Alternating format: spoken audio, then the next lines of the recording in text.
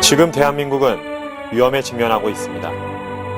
정부, 좌파, 경제, 교육, 다방면에서 위험한 대한민국을 바로 세우기 위하여 각계 시민단체 대표 1112명을 초청하여 2011년 5월 17일 세종문화회관에서 진행된 정광훈 목사의 애국포럼 영상으로 대한민국의 위험한 실상을 전하고자 합니다.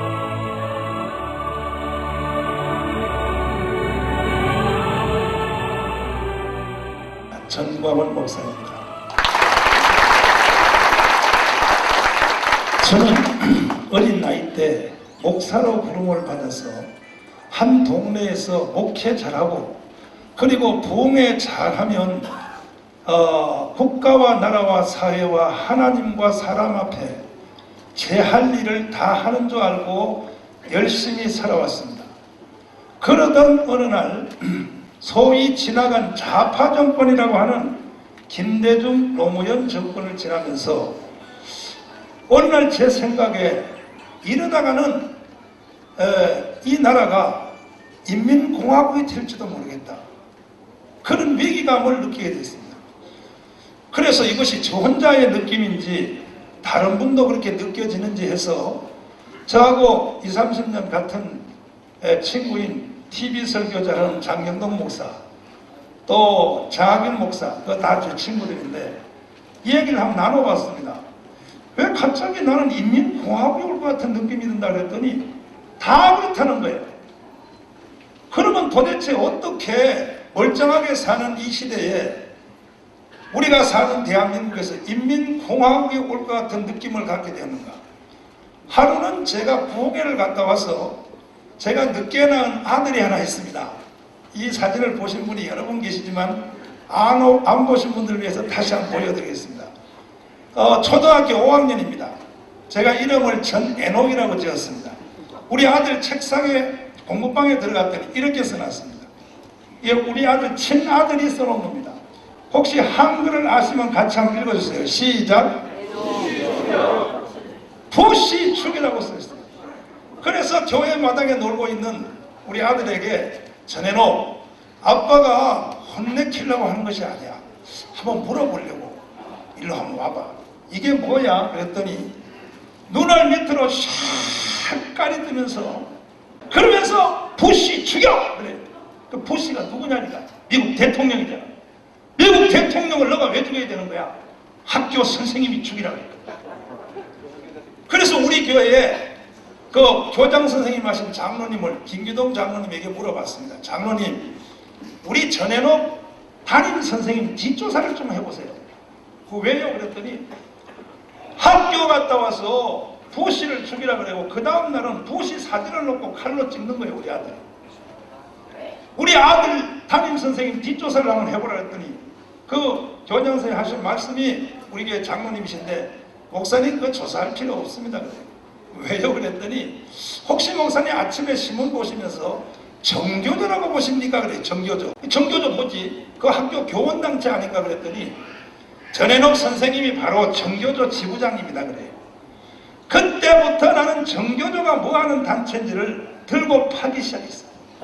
여기 계시는 앞장서 일하신 이계성 교장 선생님, 그리고 정교조가 없는 맑은 세상, 이런 책들을 보고 또 그 분야에 앞장서 계신 분들을 만나서 공부를 해보니까 수없는 많은 연구와 공부를 해본 결과 그 내용은 다 말씀드릴 수 없고 결론 말씀 하나만 딱 드리면 우리나라의 정교조가 7만 8천 명입니다.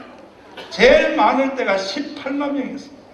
위장 탈당을 하고 지금 남은 사람이 18명인데 7만 8천 명인데 지금 또 지난달에 몇 명 탈당해서 한 7만 명. 그런데 딱 요겁니다. 정교조는 대한민국을 인민공화국을 만들려고 한다. 이렇게 아시면 틀림없습니다.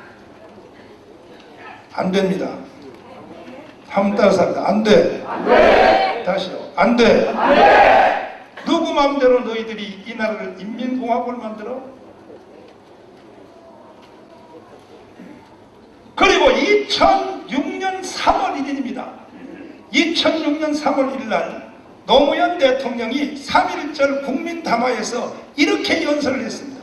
그날도 제가 교회에서 신방을 하다가 오늘도 틀림없이 노무현이가 뭔 사고를 치겠지 하고 연설하는 2006년 3월 1일 3.1절 날 국민담화를 하는 그 기념식을 보려고 텔레비 앞에 가만히 앉아 듣다 보니까 제 길을 의심하는 연설을 하고 있었습니다. 그 내용은 이겁니다. 이게 노무현 대통령이 직접 연설한 내용입니다. 2006년 3월 1일. 이제 용산기지 이전이 결정되었다. 용산기지가 평택으로 간다, 그런 뜻이에요. 몇 년이 지나면 용산기지는 우리 국민들, 우리 서울 시민들에게 반환될 것이다. 그 다음 말을 한번 보십시오. 간섭과 침략과 의존의 상징인 그 용산기지가, 용산기지가 미군이 와 있는 것을 침략군으로 왔다고 연설했습니다. 이게 노무현 대통령이 2006년 3월 1일 날 총리를 시켜서 연설한 것도 아니고 직접 연설한 내용입니다. 제가 여러분에게 물어보겠습니다. 용산기지에 있는 미군이 침략군으로 와 있습니까? 다른 사람들 안 돼. 안 돼. 우리가 이런 대통령, 이런 정신병자 같은 대통령을 5년 동안 대통령으로 섬긴다는 거예요. 제가 길을 의심하고 듣다가 이게 내가 잘못 들었는가 해서 조선일보에다 전화를 했어요. 조금 전에 대통령이 국민담화를 했는데 이런 내용을 실제로 했냐 그러니까 맞다는 거예요. 연설문 와 있다는 거예요. 어떻게 이 멀쩡한 대낮에 일개 대통령이, 제가 이와 같은 보고를 전국에 다니며 여러 번 해보니까 참석하신 분들 중에 저쪽 편의 사람들도 가끔 와요. 오늘도 여기 간첩으로 와 있는 사람이 있을 거예요. 손 들어봐요. 용서해드릴게. 그분들이 가끔 저한테 와서 이 문장은, 이것은 미군이 침략권을 왔다는 뜻이 아니고 간섭과 침략의 의존의 상징인 그 용산기지, 이것은 용산기지가 과거에 몽골군이 있었고 일본군이 거기 있어서 그걸 말하는 것이라고 나한테 자꾸 따져요. 내가 그랬습니다. 너는 초등학교도 못 나왔냐? 문장 파악도 못하냐? 봐라, 앞에 용산기지가 떠난다는 걸 먼저 말하고 바로 그 용산기지라고 말했지 않냐? 그리고 노무현 대통령이 몽골군을 지금 와서 왜 얘기해? 맞죠? 맞죠? 그러면 도대체 세상이 왜 이렇게 될까? 작년에 천안호가 사고가 났는데 조선일보 통계로 천안호 사고를 북한의 김정일이가 공격했다, 김정일의 지시라고 볼 수 없다, 이명박이가 자작극을 벌였다 하는 사람들이 우리나라 국민의 32.5%입니다. 대한민국 망했습니다. 어떻게 대한민국에 살면서 같은 사건을 놓고 그것도 일개축이라고 하는 여당의 민주당과 민주노동당, 아직도 공식적으로 천안호를 북한의 김정일이가 했다고 발표하지 않고 지금도 아직도 거기에 대해서 이명박의 자작극 벌였다고 이러한 자세를 표하는 이런 것들이 정당이냐 말이야, 정당.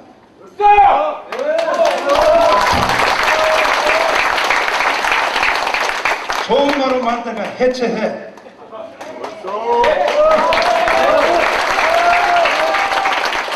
아무리 정치적 갈등으로 이념을 가지고 싸운다 해도 그렇지, 아니 천안호를 가지고 북한이 했다고 할 수 없다. 특별히 박영선, 민주당 박영선 의원. 그런데 알고 보니까 세상에 이번에 천안호에서 말하는 걸 보니까 정신 나갔어요. 정신 나갔어요. 그러면 도대체 대한민국이 갑자기 왜 이렇게 됐을까? 이것을 제가 우리 아들 사건, 또 노무현 저 연설 사건 이후로 조사를 한번 해봤습니다. 갑자기 왜 나라가 이렇게 되는가 해봤더니 여기는 큰 원인이 하나 있었습니다. 여기 계신 애국 단체장님들에게 제가 이 시간에 한번 역사 퀴즈를 한번 해보겠습니다. 이유가 있더라고요. 한국에서 그 임태희 비서실장을 비롯하여 국회의원을 비롯해서 어제도 여기 김충환 의원님 와서 특강하는데 김충환 의원한테 물어보고 또 장모님에게 물어보고 수도 없는 사람을 물어봤는데 아시는 분이 단 한 분도 없더라고요. 그건 뭐냐? 대한민국 미국이 뭔지를 아는 분이 한 분도 없어요. 한 분도. 내가 여러분에게 다시 한번 물어보겠습니다. 한번 제 강의를 들으신 분은 대답하지 마세요. 히로시마 나가사키 원자탄이 터졌어요. 미국에 있는 이승만 박사가 한국에 오는데 몇 달 걸렸습니다. 몇 달이요? 이거 봐요. 2달 걸렸습니다. 2달. 상해에 있는 김구 선생님이 한국에 오는데 몇 달 걸렸습니다. 모르시죠? 3달 걸렸습니다. 3달. 그리고 9월 6일이니까 8월 15일 날 해방이 되고 9월 6일이니까 딱 21일 만에 이 나라의 불량 국가가 먼저 하나 섰어요. 박헌영이라는 놈이 국가를 먼저 세우는데 그 나라 이름이 혹시 뭔지 제 강의 들으신 분은 가만히 계시고 그 나라 이름이 혹시 뭔 나라인지 아십니까? 몰라도 괜찮아요. 왜냐하면 아시는 분을 지금까지 한 분도 못 만났습니다. 조선인민공화국입니다. 그 다음 말씀을 들으실 때는 여러분 다 의자에서 뒤로 넘어져야 됩니다. 충격이 돼서 뒤로 쓰러질 준비를 하세요. 박헌영이가 21일 만에 9월 6일 날 해방 후에 조선인민공화국이라는 나라를 세웠는데 그 박헌영이가 세운 조선인민공화국에 우리나라 전 국민의 78%가 거기에 가입을 했어요. 빨리 좀 쓰러주십시오. 한번 같이 한꺼번에 해봐요. 와. 대한민국 백성이 미쳤어. 내가 보니까 이 백성들이 정과자예요. 정과자. 오늘날 대한민국이 왜 이렇게 되는 원인에 대해서 제가 말씀을 드린 겁니다. 대한민국 백성들이 정과자입니다. 정과자. 78%가 박헌영이 만든 그 나라에 가입을 했습니다. 그럼 어떻게 21일 만에 78%의 국민들을 틀어쥐었는가? 박헌영은 2가지의 원리로 틀어쥐었어요. 첫째는 내가 모든 땅을 뺏어서 백성들에게 공짜로 나눠준다. 그때 우리나라는 땅 한 평도 없는 사람이 전 국민의 70%, 땅은 일본 사람들이 34%를 가지고 있고 나머지는 지주들이 땅을 가지고 있습니다. 여기에 대해서 이 박헌영이가 러시아에서 배워본 공산주의 혁명 이론을 그대로 갖다 질러버렸습니다. 모든 땅을 뺏어서 공짜로 나눠주겠다 하니까 국민들이 다 정신이 나가서 박헌영 만세, 요즘 말하는 무상급식하고 똑같은 얘기입니다. 두 번째는 박헌영이가 두 번째는 뭘로 사기쳤냐? 내가 이 나라를 대통령 하려고 하는 것이 아니라 아직 미국에 있는 이승만 박사가 안 와서 이승만 박사가 오면 여기다 대통령 세우겠다. 상해 김구 선생이 오면은 총리를 시키겠다고 거짓말했어요. 그래서 온 국민이 박헌영 만세했는데 그 상태에서 이승만 대통령이 저 김포 백장에 내리게 됩니다. 박헌영이가 자기들 빨갱이를 다 데리고 나서 환영장치를 해요. 택길 흔들면서 이 박사님 오시느라 고생했습니다. 너무 늦게 오셔서 내가 나라를 먼저 세웠습니다. 이렇게 말했어요. 그랬더니 이승만 대통령이 그 나라가 무슨 나라인가 그랬더니 조선인민공화국입니다. 이 말을 들은 이승만 박사가 단어는 욕이 아니지만 얼마나 이승만이가 노하면서 그 내용을 지금 말로 바꿔 말하면 이럽니다. 누가 그 따위 나라 세우라 그랬어요? 아니 여기서 대통령 하시죠. 대통령 안 해나 거기서. 그때부터 이승만과 박헌영이 치열한 싸움이 붙기 시작하는데 아시다시피 이승만 대통령은 교회 장로님이었어요. 밤새도록 울면서 기도해요.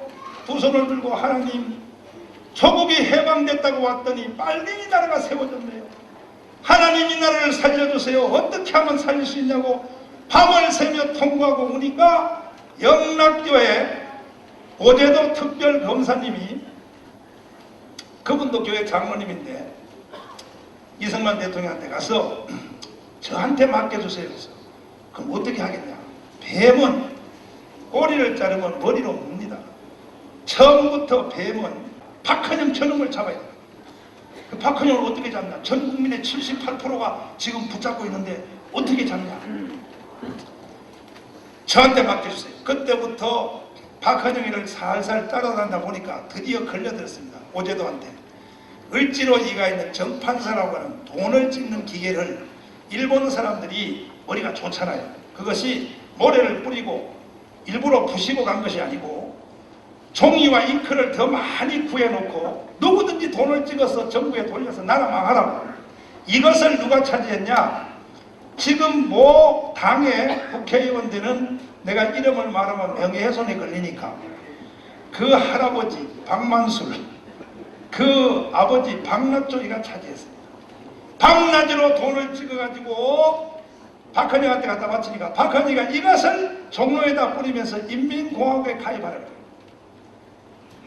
그것을 노려보던 오제도가 박헌영을 체포하려고 배우도 대령에게 보고했어요. 미국 헌병사령관. 한국 온 지 한 달 만에 여자 하나를 데리고 살아. 그 여자 이름이 김수인입니다. 이것이 바로 박헌영의 간첩이었어요. 그래서 김수인과 박헌영한테 일렀습니다. 빨리 도망가라고. 박헌영이가 그 말을 듣고 턱에다 수염을 붙이고 미아리 고개를 지나서 경기도 포천을 가서 행렬을 가져오라 그래가지고 관 속에 들어가서 행렬을 메고 삼판선에 가서 장례식 치르는 척하고 관 뚜껑을 열고 북한으로 도망갔어요. 박헌영이가 북한으로 도망간 후에 이승만 대통령은 핵심적 내용인데 뭐냐 하면 이겁니다. 박헌영이를 북한으로 쫓아버리고 난 뒤에 박헌영이가 김일성이보다 나이가 10살 많아요. 10살 많은데 북한에 가서 김일성이 보고 그래. 34살 되는 김일성이한테 김장군 아무 걱정할 거 없어. 그리고 소련 공산당 서열에서도 박헌영이가 김일성보다 앞서요. 아무 걱정할 거 없다. 내가 남조선에 78%의 남노당을 조직해놓고 왔기 때문에 383에다가 총 몇 발만 쏘면 제주도부터 부산, 대구, 광주부터 다 인민공화국 만세하고 다 들고 일어나 할 테니 그래서 이승만을 미국으로 쫓아버리고 그냥 통일선을 하면 되니까 아무 걱정하지 말라고. 그러니까는 김일성도 소련군 장교 출신이니까 머리가 똑똑하니까 박헌영 선배한테 물어요. 선배님 증거를 보여주세요. 한국의 남한의 78%를 조직해놨다는 증거를 보여서 그랬더니 증거? 내 증거 보여줄까? 그럼 너 선거 한번 해봐. 그래서 1948년 8월 25일 날 지금 저 북한 수립 선거를 하게 됩니다. 자, 아까 뒤로 안 넘어지신 분들은 이번에는 꼭 넘어지셔야 돼요. 이거는 안 넘어지시는 분들은 대한민국 백성이야. 북한 선거에 1948년 8월 25일 북한 수립 선거에 한국에 있는 우리 한국 백성들이, 남한 백성들이 선거인단이 850만이었어요. 그때요. 한국만, 남한만. 그 중에서 530만입니다. 530만 명이 밤마다 도토리 도장을 파서 쉬쉬한 며칠마다 비밀투표해서 마다리 푸대를 담아서 3판선을 넘어 김일성한테 갖다 바친 표가 우리 남한의 전체 인구의 850만 중에 530만 표니까 78%의 백성들이 김일성이한테 표를 찍어서 평양에다가 다 바친 전과자의 백성입니다.